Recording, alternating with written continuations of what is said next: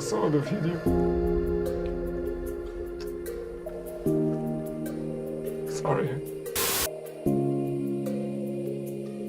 Parfois, tout va bien dans ta vie. Et en un instant, tout va mal. Mais c'est possible que tout redevienne bien. Et mieux encore. Regarde ça.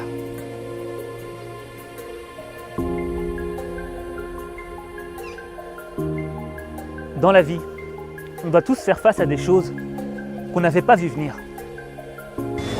Merde.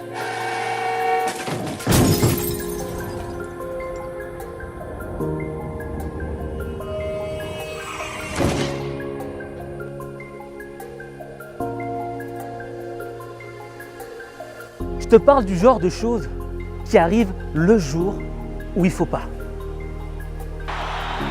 He looks in pain. He's over the ball. Oh my goodness.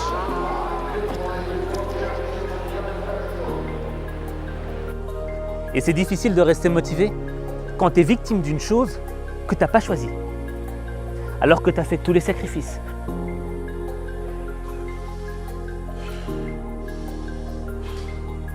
Tous les efforts. Tu as été irréprochable. Tu as suivi toutes les règles de l'art. Mais le jour J, le jour qui est censé changer ta vie,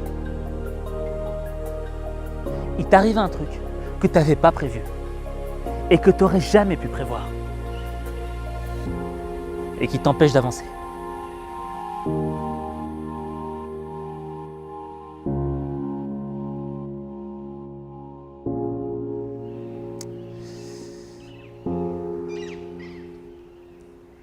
C'est ce qui est arrivé à Cristiano Ronaldo. Cristiano, c'est un champion sur pattes, une machine de guerre.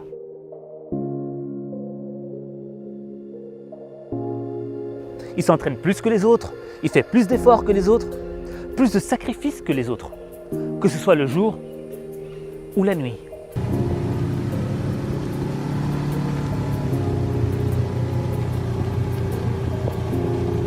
Pour lui, chaque instant est une opportunité pour devenir meilleur. Parce qu'il a envie de gagner. C'est le prototype du vainqueur. Quand on avait entraînement à 10h, il était déjà à 8h30, il était déjà dans le gymnase, en train de faire des abdos, en train de faire des jambes. Bon, après, quand tu vas manger chez Cristiano, c'est pas la grande fête, hein, parce que tu manges, juste après, il te dit viens, on va faire de la natation, après, il te dit viens, on va dans le jardin, on va faire quelques jambes. Donc c'est une machine, c'est un winner pour moi. Mais il y a un jour, le jour, où va lui arriver un truc qu'il fallait pas.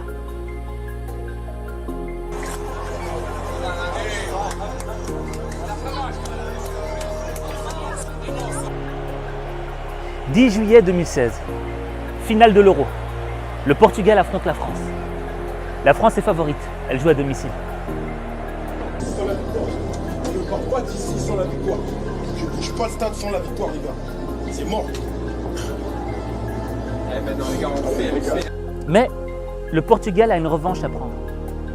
Parce qu'en 2004, ils ont perdu la finale face à la Grèce. Компьютере остается до конца уже добавленного времени. Фантастика! Греция чемпион одним ударом. Сборная Греции создаст невероятный. Donc, Cristiano a l'occasion de faire oublier cette terrible défaite.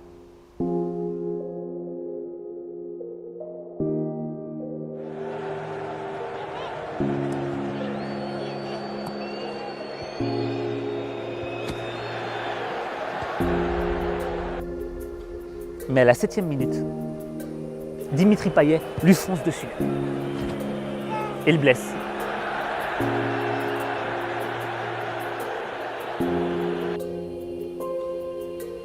Malgré le choc, Cristiano se relève. Il tente le coup.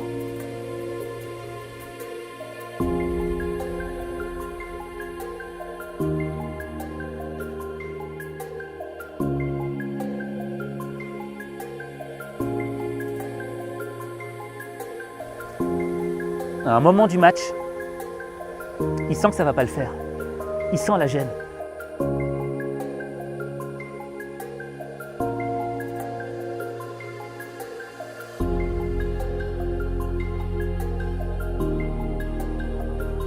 Alors on lui met un bandage. Tu vois, malgré le fait qu'il ressente une blessure, il veut quand même continuer. Il veut quand même essayer. Mais à la 23e minute,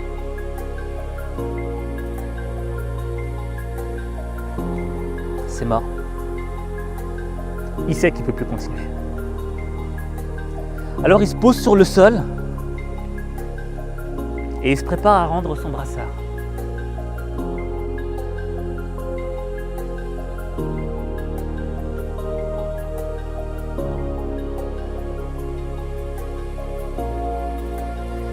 Et au moment où il s'apprête à donner son brassard,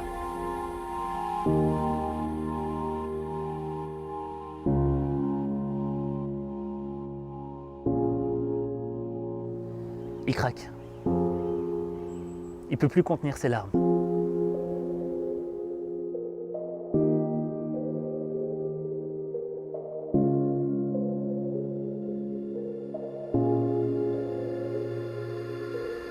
Si toi tu viens avec un regard rationnel, tu aurais envie de lui dire « Mais Cristiano, pourquoi tu pleures?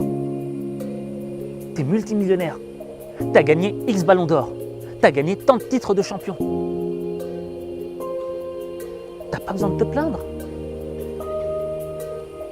Mais ça, c'est le regard en surface. Si tu regardes les choses en profondeur, tu comprendras que tous ces sacrifices, tous ces efforts ne servent pas juste à être le meilleur. Il y a une raison bien plus profonde que ça, bien plus complexe. Donc, on rentrait à la maison à midi et il restait avec moi jusqu'à 18h. Et vers 16h là, c'est sa maman qui le rappelait. Mais il faut que tu viennes manger, mais rentre. Mais rentre, il faut que tu viennes parce qu'il faut que tu viennes chercher, je sais pas où ton père il est. Et je le ramène, je le dépose. Il me dit, Rick, attends. Il va dans la maison et sa mère lui dit, mais ton père il est sorti, il sait pas où il est parti. Bon, lui et moi on sort.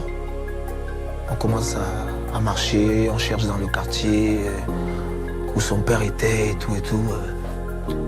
Après, on trouve son papa assis quelque part et tout. Et lui, il commence à parler avec son papa. Vous savez, quand les Portugais ils parlent, ils discutent, tu crois qu'ils vont se battre. Ouais. Parce qu'ils parlent vite et puis avec les mains, tout ça. Et son papa parlait, lui aussi, il parlait. Son papa parlait, lui parlait. Et il prend son papa, il dit à son père de monter dans la voiture. On monte dans la voiture, il me dit, Eric, allons, on va jusqu'à la maison. Il fait sortir son papa de la voiture. Et le lendemain, il me dit, Eric, tu sais, il faut que je réussisse pour mon père. Il faut que je réussisse pour mon père. Bon, après quelques temps, son papa était décédé. Il avait perdu son papa et ça l'a vraiment transformé. C'est quelqu'un de très, très touchant. Il devait réussir pour son père. Son père avait un problème d'addiction à l'alcool. Ce qui lui a provoqué une tumeur au foie. Et il en est mort à l'âge de 52 ans, en 2005.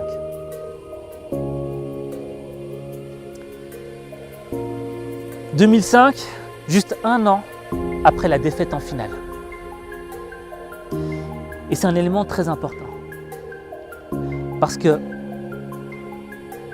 malgré le fait que son papa soit décédé, Cristiano avait quelque chose à lui prouver. Il devait lui prouver que c'est pas parce qu'il y a eu une défaite qu'on ne peut pas plus tard remporter une victoire. Tout comme c'est pas parce que tu es alcoolique ou que tu as sombré dans un truc qui t'a mis plus bas que terre que tu peux pas t'en sortir. Si tu fais les efforts, tu peux te relever. Sorry. What's the sadness for you? to be the number one, and they don't see nothing. They don't see to receive awards, to see what I He never saw how great you No. became. all Right. my family see, my mom, my brothers, even my old son, but my father, he didn't see that. Malgré que son père était peut-être alcoolique et qu'il faisait des choses qui n'étaient pas bien, il continuait à l'aimer. Malgré que son père soit mort, il continuait à honorer sa mémoire en travaillant tous les jours, en se sacrifiant tous les jours pour devenir le meilleur, pour prouver qu'on peut devenir une meilleure personne et qu'on peut s'en sortir. C'est ce qu'on appelle l'amour véritable. C'est l'amour qui l'a guidé à devenir le meilleur.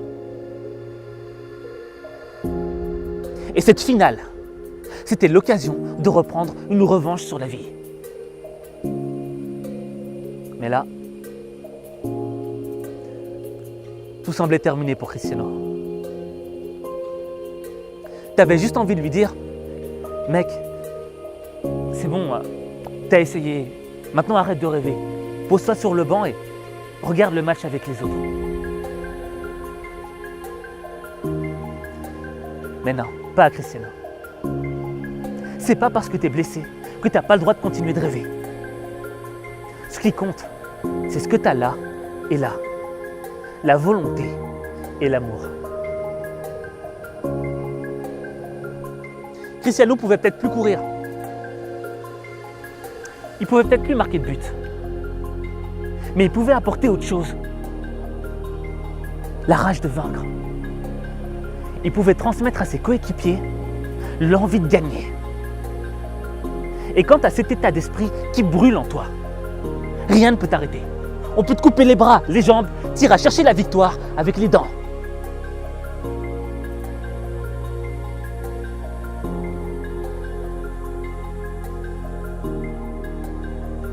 Ce qui compte, c'est la raison profonde pour laquelle tu fais les choses. Parce que parfois, ta raison peut être plus grande que ton épreuve. T'as entendu? Ta raison est plus grande que ton épreuve. Et là, tu vois Cristiano qui est en train de gesticuler sur le banc. Il se prend pour le coach. Il bouge dans tous les sens. Tu te dis, mais le mec, il est possédé ou quoi? Il est dingue. Non, il n'est pas dingue, Cristiano. Il est en train de transmettre son énergie positive. Il est en train de sortir tout ce qui lui reste à l'intérieur au service du collectif.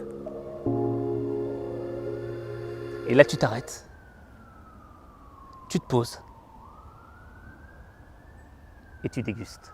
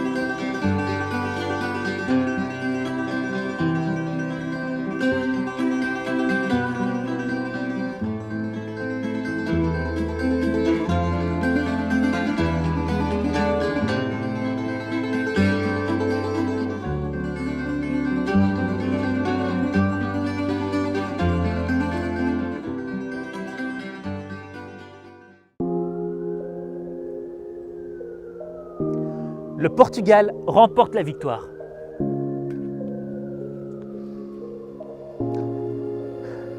Pour la petite histoire, Eder, le buteur, dira que s'il a marqué, c'est en partie grâce à Cristiano. Parce qu'il l'a motivé à gagner cette partie.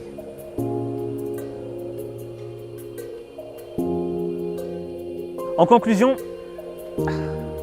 tu vois, tu ne peux pas prédire l'avenir. Peut-être que dans la minute qui arrive là, il va t'arriver un truc que tu n'avais pas prévu. Peut-être que le jour J, le jour qui est censé changer ta vie, il va t'arriver un truc que tu ne voulais pas. Mais c'est pas grave. Ce qui compte, c'est que tu gardes espoir. Ce qui compte, c'est que tu saches pourquoi tu fais ce que tu fais. Et quand tu comprends la raison profonde de ce que tu fais, c'est une arme qui te permet d'avancer malgré les épreuves.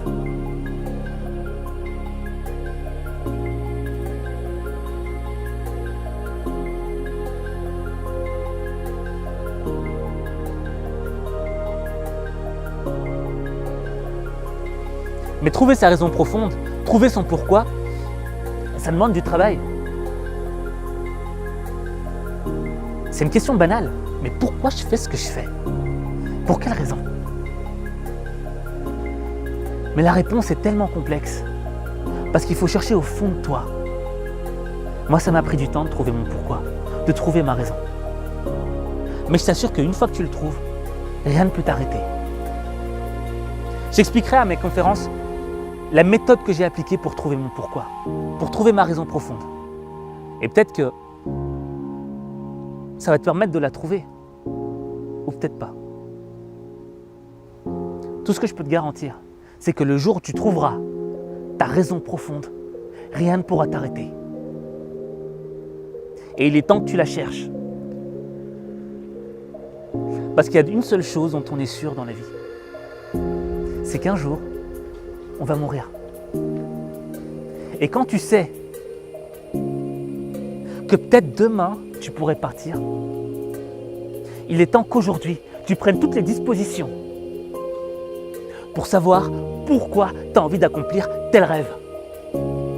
Ce rêve qui est dans ta tête, dans ton cœur, il n'est pas arrivé par hasard. Il y a une raison. Et le jour où tu sais quelle est cette raison, rien ne t'arrête. On pourra te critiquer, j'avance. On pourra te dire t'es nul, j'avance. On pourra te dire laisse tomber, je continue d'avancer. Faut croire en toi, mec. Faut croire en toi. Alors défie tes rêves. Défie tes rêves. Parce qu'il n'y a que toi qui peux le faire. Il n'y a que toi.